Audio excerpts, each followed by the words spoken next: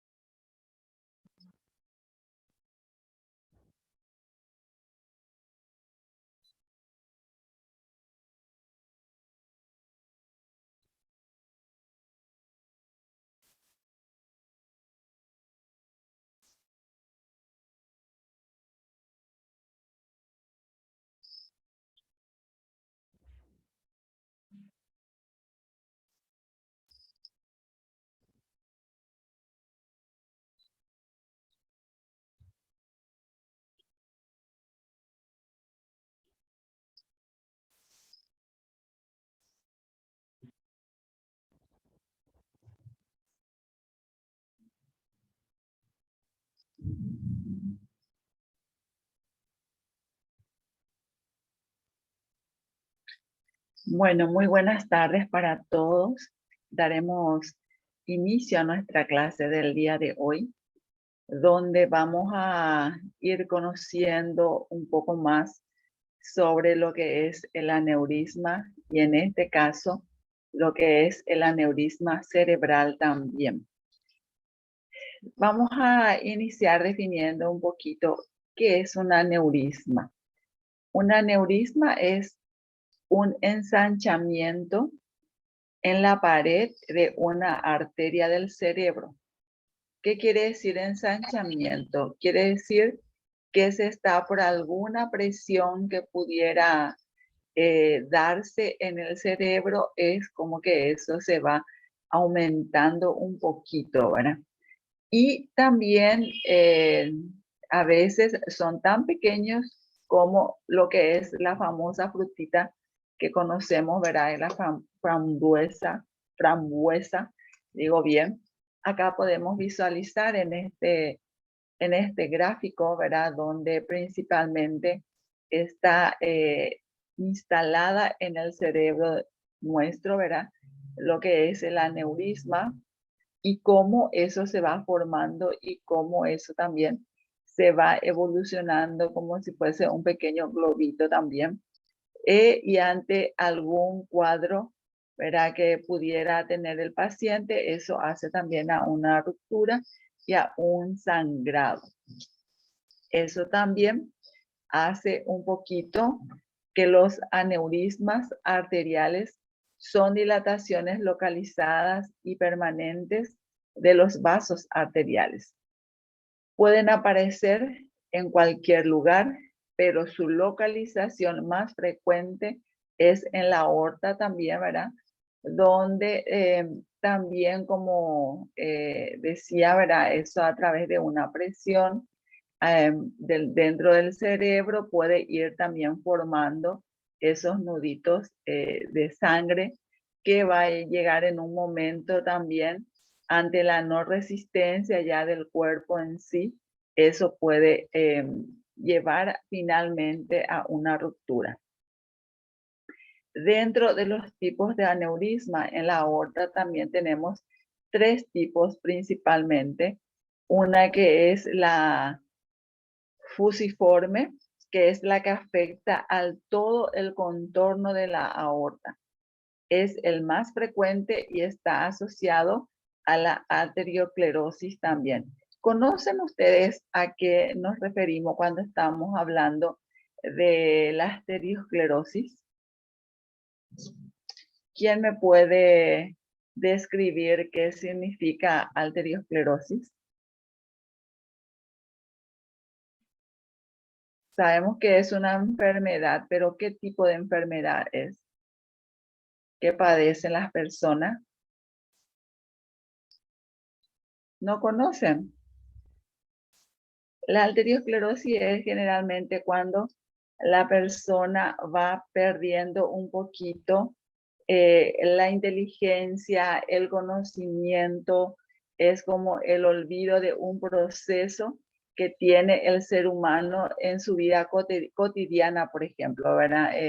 De repente podría darse la situación de que tiene una medicación, ¿verdad? Dios quiera que nunca se dé el ejemplo a un caso, ¿verdad? Pero que de repente ya no puede retener si tomó o no su medicación correctamente en el horario correcto que debe también ingerir, ¿verdad?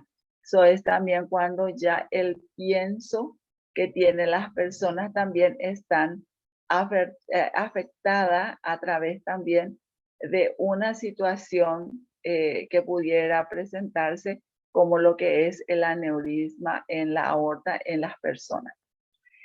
Tenemos también el aneurisma sacular, que es asimétrico, solo se dilata una parte del contorno de la aorta. Tenemos también el aneurisma pseudoneurisma, donde la capa interna de la pared de la aorta y se produce una dilatación lateral de la capa externa, justamente lo que nosotros veíamos recién en la imagen acá, ¿verdad? Cómo también va funcionando el aneurisma en sí dentro del cerebro de las personas.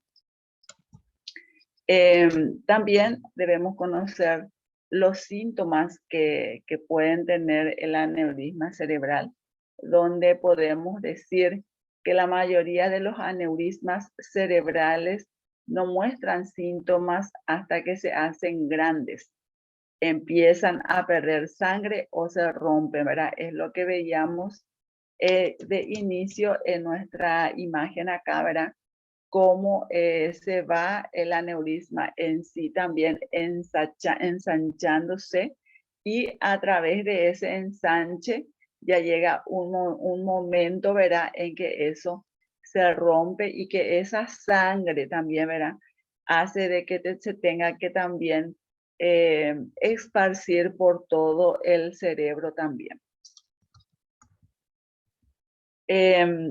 También podemos decir que los síntomas del aneurisma de aorta, en cuanto a sus síntomas, podemos decir que el 75% de los pacientes portadores de un aneurisma de aorta, en este caso de aorta abdominal, son asintomáticos. También cuando la enfermedad provoca síntomas, suele tratarse de molestias abdominales inespecíficas o dolor lumbar, ¿verdad? Que son ya las consecuencias que pudiéramos ya estar latente a esta enfermedad siempre y cuando padecemos de estos síntomas. También en un 25% de los casos, la primera manifestación clínica es la ruptura del aneurisma. Sabemos que cada persona somos diferentes unas de otras, ¿verdad?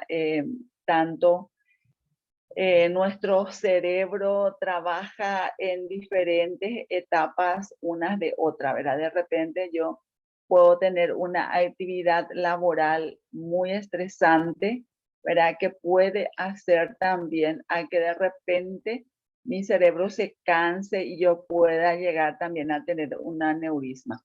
En cambio, otras personas que trabajan también en mi ambiente laboral, con mi misma responsabilidad, con mi mismo desempeño de trabajo, pero no padece esa enfermedad porque probablemente quizás sabe también controlar sus emociones, controlar sus nervios, controlar sus problemas, porque debemos tener en cuenta también que no siempre el problema reinante de las personas es solamente lo laboral. Tenemos también el tema familiar, tenemos también el tema social, tenemos también el tema estudiantil, ¿verdad? Que debemos también conectarnos en las clases, tenemos que también hacer los trabajos, prepararnos para el examen. Son muchas cosas juntas, ¿verdad?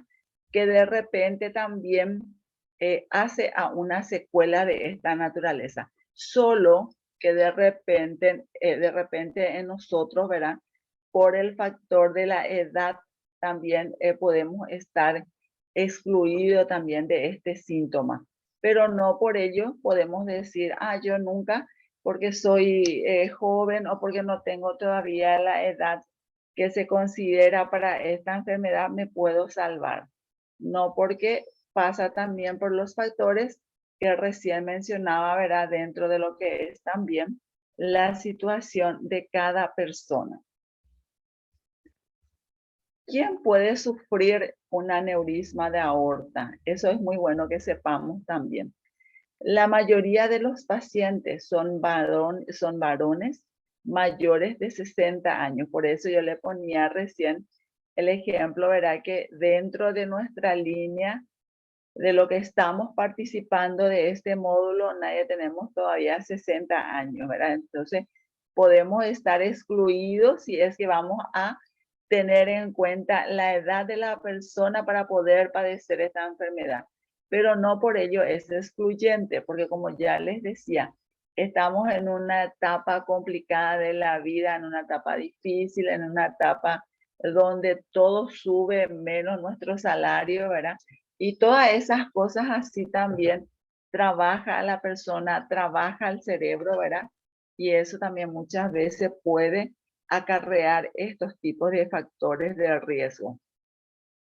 Decíamos que ¿quién puede sufrir un aneurisma de aorta?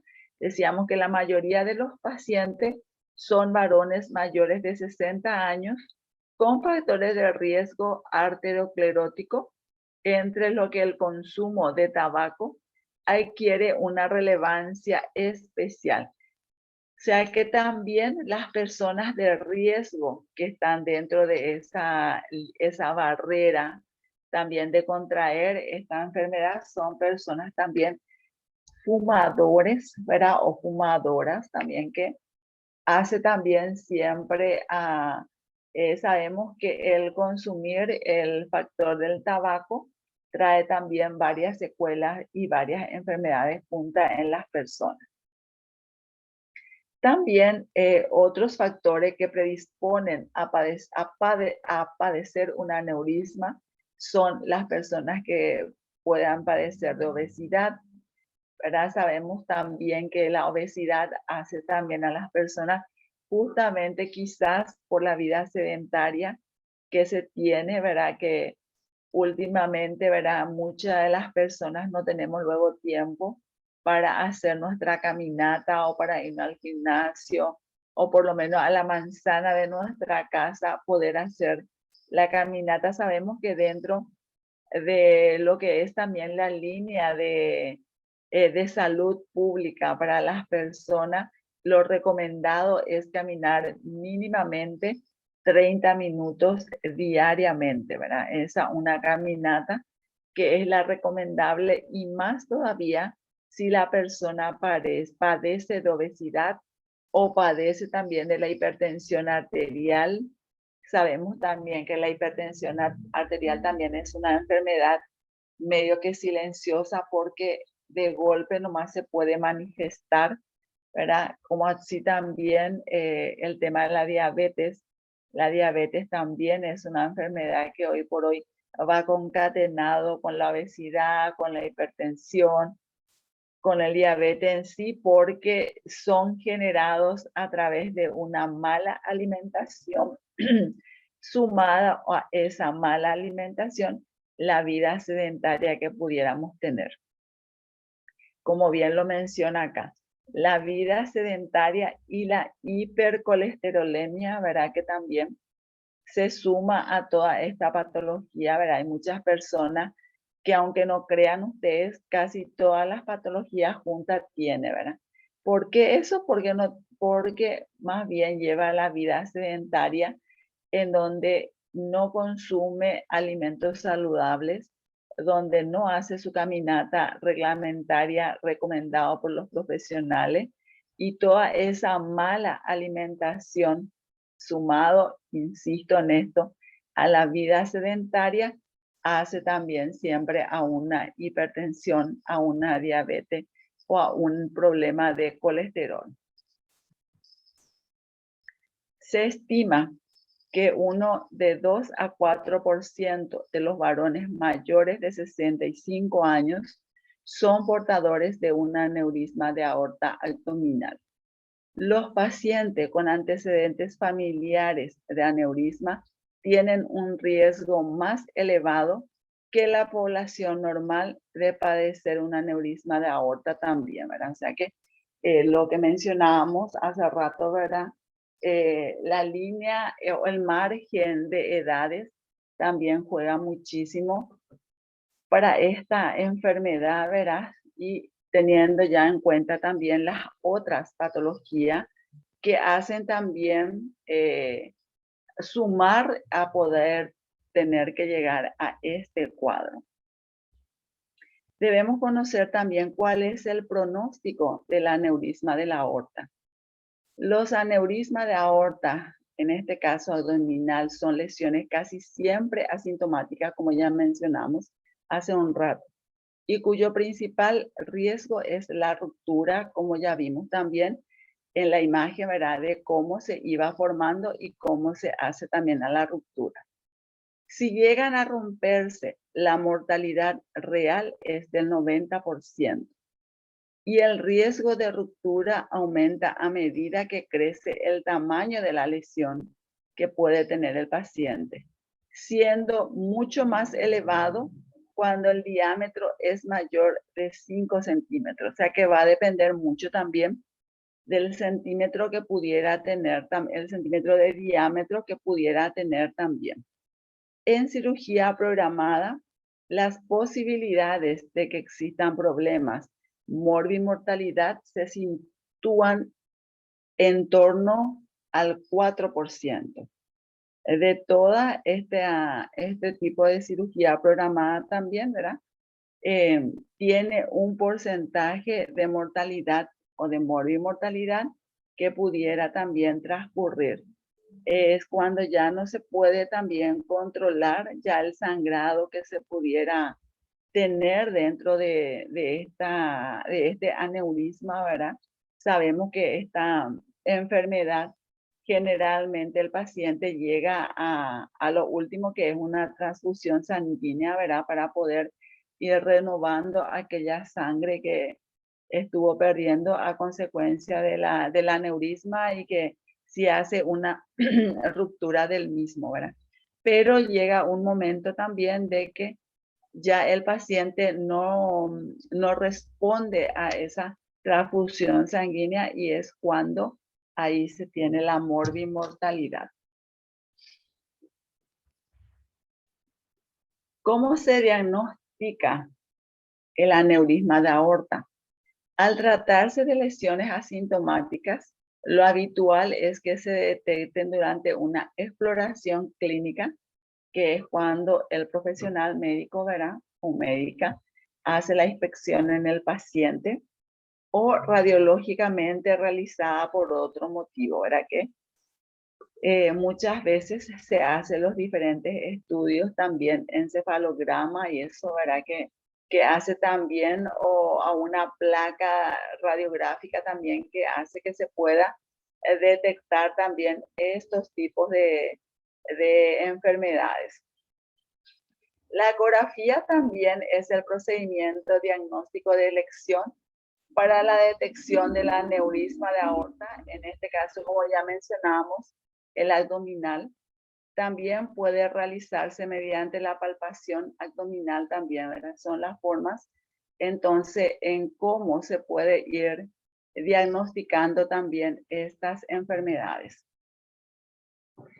También los aneurismas pueden romperse una vez que alcanzan un determinado diámetro, que viene a ser también una emergencia quirúrgica con una elevada mortalidad, que por este motivo es conveniente tratarlo también antes de que su tamaño comprometa la vida del paciente, ¿verdad? Porque sabemos también, cuanto más grande es el diámetro del aneurisma también, ¿verdad? Eso puede hacer, como ya veíamos hace rato, a la ruptura, y eso puede comprometer también a la vida del paciente, como ya recién decíamos, ante un no control ya, ni aunque se esté reponiendo la sangre en las personas. Si se plantea también una actitud quirúrgica, el estudio deberá completarse con la realización de un TAC abdominal o una resonancia magnética nuclear. Además, de algunas ocasiones pueden ser necesaria también una arteriografía, ¿verdad? Que eso también hace principalmente en poder ubicar exactamente en dónde, en qué parte está instalado también el aneurisma. ¿Cómo se trata el aneurisma? Dentro del criterio principal para establecer la pauta de actuación es el tamaño del aneurisma que se pueda tener.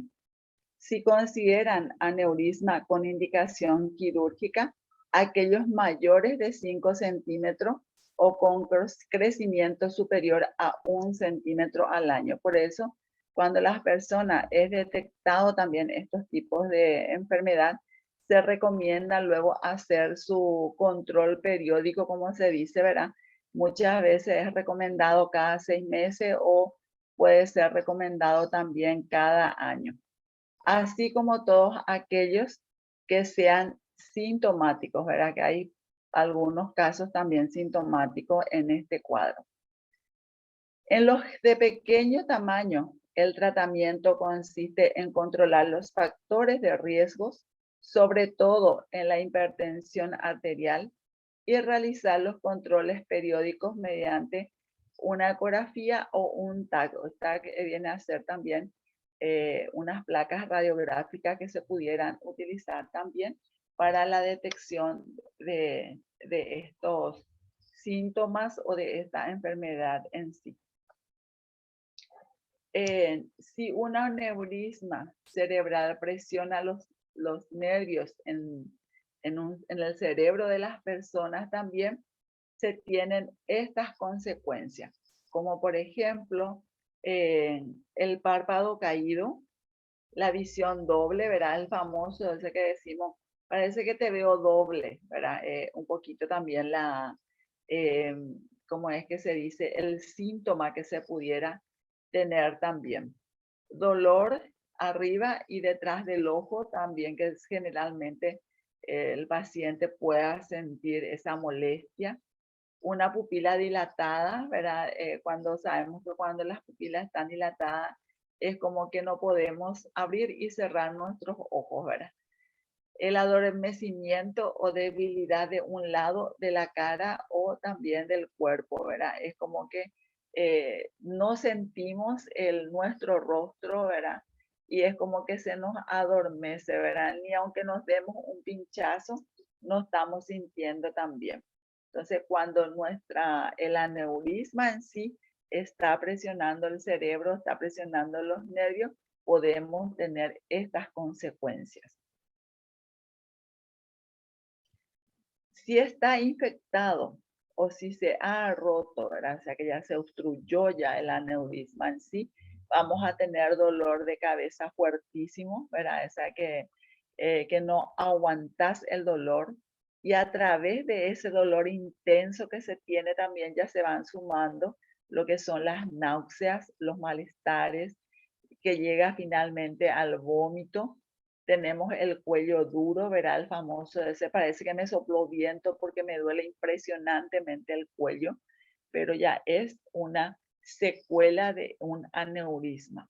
La pérdida, hasta la pérdida del conocimiento, porque recordemos que hace rato a inicio decíamos que ante el aneurisma y tenga una ruptura, ¿qué es lo que hace? Llena el cerebro de sangre, decíamos, ¿verdad? Entonces, eso mismo también hace ya que nuestro cerebro no esté funcionando óptimamente, ¿verdad?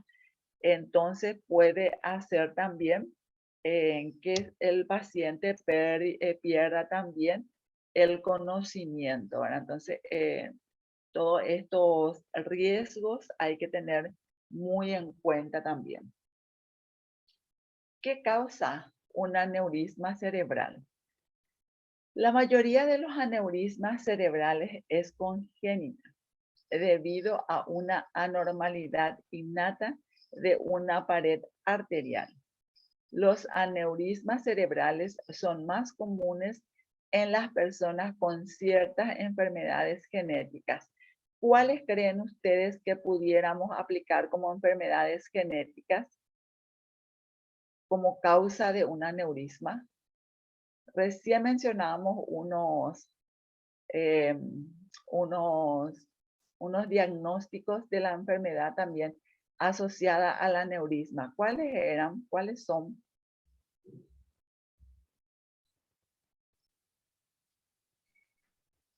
¿No recuerdan? Los factores de riesgo es, profe. Sí, también podría ser. Tabaquismo, hipertensión, diabetes, Excelente. obesidad. Excelente. Es todo lo que acaba de mencionar la compañera. Es también la causante de un aneurisma, ¿verdad? Que podría también hacer dentro de lo que es también, como mencionábamos recién, ¿verdad? Una de las enfermedades genéticas que pudiéramos heredar también de nuestros padres, como trastorno del tejido conjuntivo y enfermedad del riñón poliquístico también que se pudiera tener también y que hace también a una causa de aneurisma cerebral. También dentro de este factor tenemos que saber cómo también son tratados también estas aneurismas, ¿verdad? Como es más bien dentro de lo que es también su tipo de aneurisma o su clasificación de la aneurisma. Como hace rato veíamos también el aneurisma sacular, que es un saco de sangre redondeado o parecido a una bolsita que está unido por el cuello o podénculo a una arteria o rama de un vaso sanguíneo, que es lo que estamos observando en estas dos figuras que forman parte del tipo de aneurisma. Tenemos el aneurisma fusiforme, que está formado por el ensanchamiento de todas las paredes del vaso, ¿verdad? Que es lo que finalmente también puede hacer a la ruptura. ¿Quién está en riesgo ante esta situación? Pueden producirse en cualquiera, a cualquier edad, como hace rato decíamos, ¿verdad? Poníamos el ejemplo de que generalmente esta aneurisma ataca a las personas a partir de 60 años, decíamos, ¿verdad? Pero que nadie tampoco podemos estar exento de esta situación, ¿verdad? ¿Por qué? Porque ya estábamos sumando las diferentes patologías o las diferentes enfermedades que suma y hace a un factor de riesgo de esta naturaleza. Como bien lo dice acá, pueden producirse en cualquiera, a cualquier edad, son más comunes en adultos que en niños y levemente más comunes en las mujeres que en los hombres también, ¿verdad? Un poquito hace también a la diferencia para que podamos también saber quiénes son las personas que están dentro de estos riesgos. ¿Cuáles son los peligros también que pudiéramos atravesar ante los aneurismas? Pueden estallar, sangrar dentro del cerebro, causando complicaciones serias como el accidente cerebrovascular, hemorrágico, el daño nervioso permanente o en alguno de los peores casos, tener ambos, tanto el accidente cerebrovascular hemorrágico como también el daño de los nervios permanentes, ¿verdad? Porque ya mencionábamos hace rato, ¿verdad? Ante una ruptura del aneurisma en sí, la sangre fluye todo el cerebro y puede acontecer estos peligros que estamos viendo. También podemos decir que dentro de lo que es los aneurismas cerebrales también tenemos la angiografía, que son los tipos de estudio para poder detectar también estos tipos de enfermedades, que es una prueba con colorante usada para analizar las arterias y las venas, ¿verdad? Por lo menos un poquito para conocer cómo está la evolución de nuestras arterias y la evolución de las venas, que son factores muy importantes ante la presencia de un aneurisma cerebral. También tenemos la tomografía computarizada, que es una herramienta de diagnóstico rápida, indolora y no invasiva que puede revelar la presencia de un aneurisma cerebral. Sabemos que esta tomografía computarizada, como bien lo dice, ¿verdad? Es invasiva, no es invasiva, no duele, ¿verdad? Porque es como que entras en una máquina y la máquina lo hace todo y finalmente se tiene el resultado para poder también conocer principalmente, en primer lugar, si se tiene ante una secuela de un dolor intenso de cabeza, el tema de que te duelan las vistas, los ojos, ¿verdad? Entonces se hace también esta tomografía computarizada para poder visualizar si se cuenta con aneurisma y si se lo tuviese, ¿verdad? También por lo menos para conocer qué grado de dimensión ya tiene el aneurisma en sí dentro del cerebro, y a través de eso también poder hacer una medicación para poder mantener el estado actual de la enfermedad o hacer también de que tenga que en algún momento también desaparecer, no buscar ese momento de que eso pueda estallar, ¿verdad? Porque eso es lo que generalmente acontece, ¿verdad? Ante la ruptura es como que explota el aneurisma.